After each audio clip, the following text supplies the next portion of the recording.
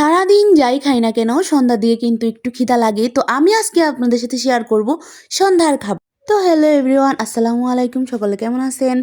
তো ফার্স্ট টাইমে আমি এখানে হচ্ছে কিছু ডিম আর আলু নিয়ে নিয়েছিলাম, এগুলো ভালো করে ছিলে নিতেছি। ছিলানোর পরে ওইদিকে আমি পেঁয়াজ, তারপর হচ্ছে কাঁচামরিচ, তারপরে হচ্ছে ধনিয়া পাতা, এগুলো লবণ দিয়ে মানে আলু ভর্তাটা বানায় নিতেছি।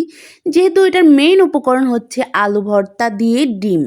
তো এই যে আমার আলু ভর্তাটা বানানো প্রায় শেষের দিকে, এখানে আমি একটু দিয়ে দিব ম্যাগি মশলা আর ডিমগুলো একটু কেটে নিব। আপনারা চাইলে 4 পিস করে নিতে পারেন, আমার 2 পিস করে দরকার, তাই জন্য আমি 2 পিস নিয়ে নিলাম। এইদিকে বেসন নিতে গিয়ে দেখি বেসন কম, তো আমি আমার টেকনিক খাটাইলাম, আপনাদেরকেও শেয়ার।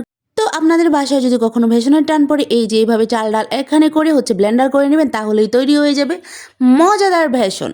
আর এইদিকে আমি আলু আর ডিমটা গোল করে নিতেছি, বেসনে হচ্ছে দিয়ে এটা ভাজতে হবে। তো এই যে দেখেন হয়ে গেছে। তো তেলটা গরম হওয়ার পরে এটার উপরে ছেড়ে দিতেছি আমি।